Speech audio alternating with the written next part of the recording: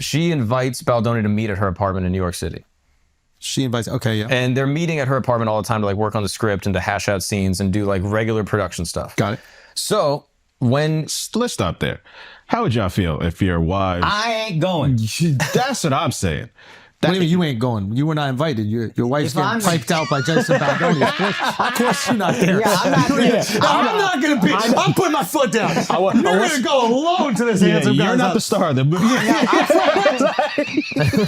What was going on? If I'm Baldoni, I'm not going. If I'm Baldoni, I'm not even going. I'm asking about like if your wives would star in a movie if your and wife- she's No fucking inviting chance you're having them Baldoni over. over. You're not even doing the movie. What are you talking about? Thank you. You're not even Thank doing you. the No. movie. You're a can do- housewife. No. Wait, Be in what? a movie with an ugly okay. guy. Okay, fair enough. Ugly guys, by all means. There we go.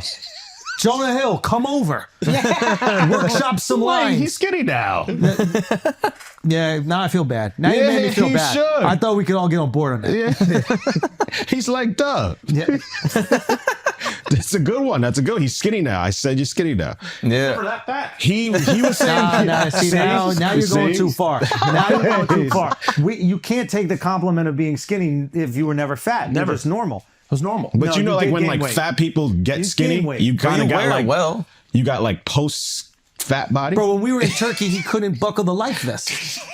He put on the life vest and it wouldn't buckle. He said, yo, can you loosen it from the back? Like, he said, quiet, say, yo, can you loosen it from the back? I was like, no, you're going to drown with your fat ass. That's what's going to happen. Why do you need Just a float. life vest? Yeah, you float. That's fine. That's not a problem. So basically, Baldoni shows up to the residence of Blake Lively, and greeted at the door is Ryan Reynolds. He's very excited to see him. He's like, dude, we're so excited to work on this movie. Blake's been super obsessed with the script. This is going to be great. They sit down and they go through the script. And then at that same meeting, all of a sudden, a, quote, mega celebrity walks in and is also talking about the rooftop scene that Blake had adjusted. And she's like, oh my goodness, we love Blake's version of the rooftop scene. Everyone loves the way Blake did the rooftop scene. So putting a little pressure on Baldoni. Now, this mega superstar is not strictly named. I have noticed that in the timeline of events from Baldoni's website, there is actually an uncensored version. I don't know if it's on purpose or on accident, where they do say Taylor, which we can presume is Taylor Swift, who is the godparent to Blake Lively's children. Son, we got to send Mark's wife away more often. The amount of detail that he is breaking this down is absolutely sensational. If anyone can diagnose autism, it's me. All right? I mean, He did a lot of reading while he was edging. That's what I was edging to. Bro. Come on, you pop a couple zins, you're locked in. And so basically, there's a little bit of pressure being applied to Baldoni. It seems like everyone loves everyone loves Blake's version of it.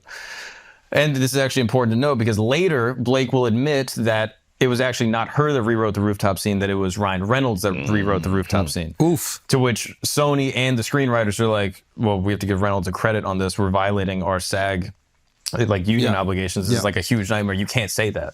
Yeah. But she goes on and says it anyway. But regardless, in the moment she says, I rewrote it. He leaves and is basically like, okay, this is kind of wild. That was on the 12th, all right? And then 1 second. Isn't that so manipulative? She goes to the guys like, oh, no one ever takes me seriously when I, offer suggestions. You're using that by saying I rewrote this scene. Meanwhile, it's your husband who rewrote the scene. Ooh. That's fucked up. Great point. So now she's playing into his identity of I support women, I believe women, and we need to be better. And not you're playing victim with no one ever takes me seriously. I work so hard. I'm such a creative person. You didn't even do nothing. You didn't read the book. You didn't rewrite the scene. What the fuck did you do? It's a good tactic, though. Like, you know that this guy doesn't want to tell a woman that's the producer of the movie and the lead that she can't have a say in it because it goes against his identity publicly.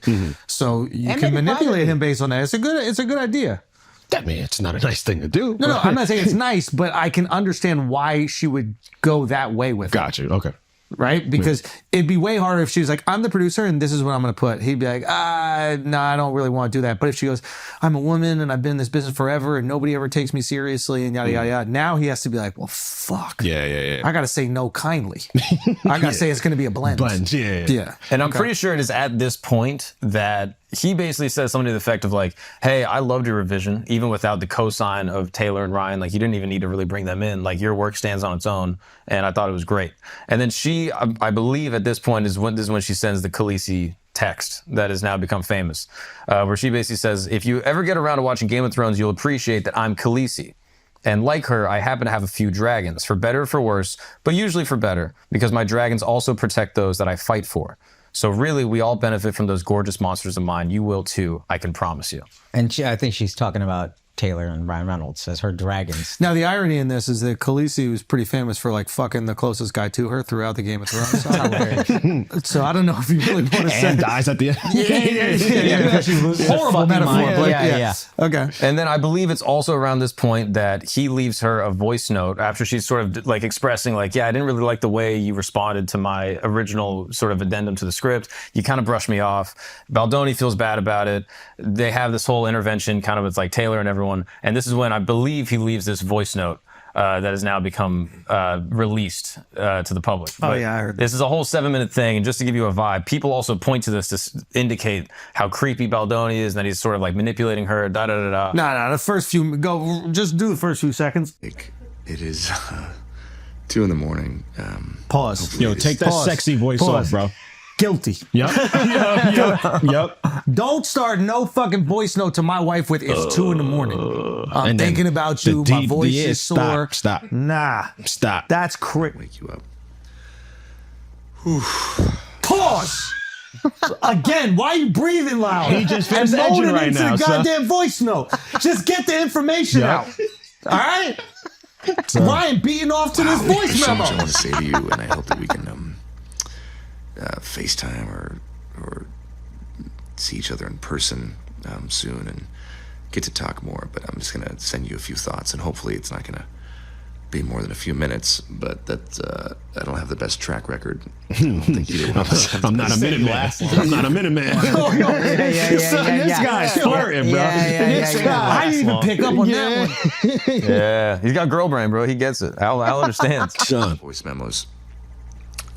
I want to start with an apology. Man, reading the second part of your message, my heart sank. I'm really sorry.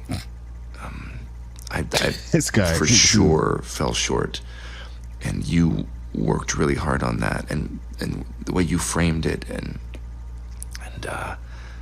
how that made you feel. I just want to say thank you for sharing that with me. That He goes on to say, like, hey, I'm not a perfect person. I'm going to do better going forward. And I'm so sorry for the pain it caused you. And I'm really excited to collaborate on this project further. Way sexier though. Way sexier. Yeah, slightly sexier than I did. Son, but don't leave my wife a voice note sounding like that, bro. If I'm his wife, I'm tight. Like, why are you sending other bitches voice messages at 2 a.m? Yeah, have we spoken to his wife yet?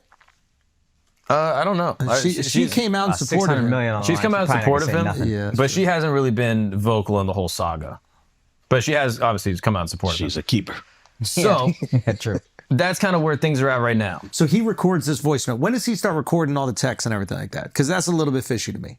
That he's actually The first person that decides to record everything. So I think it comes up later that they're actually taking like metadata recordings where they're like downloading all the like PDFs and everything. But I think they have all the text correspondence from their entire According to Candace collaboration. Owens, at some point early in the filming, when Blake Lively starts kicking up a fuss, Yeah. that someone on Justin Baldoni's PR team, there's also like a PR thing that happens where like his original PR lady is like a Are real. we going to get into that too? Yeah, I mean, okay. that's like all crazy. But they at some point they say, hey, this movie's filming in New Jersey. Y'all are all in New Jersey. You don't need her consent to record anything. Just record all of it. Keep track records of everything. They didn't go to New Jersey to do it or whatever. The movie's filming there. So it's But like, because they were there, they could do it. do Got this. it. But Just be safe. Got it. Okay, so something happened, and I want to know what that point was where he felt that Blake and maybe Ryan did not have his best interests at heart, and he's like, I need to start collecting information that is potentially protective for me and incriminating to them. You know, and I think it was probably the day after this.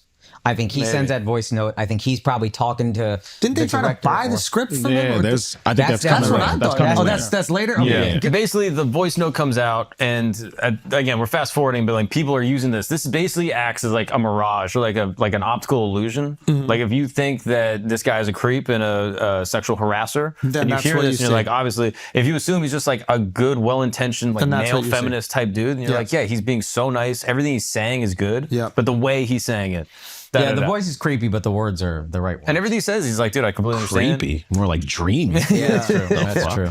Yeah, and the Even difference- what he's saying, I don't believe it.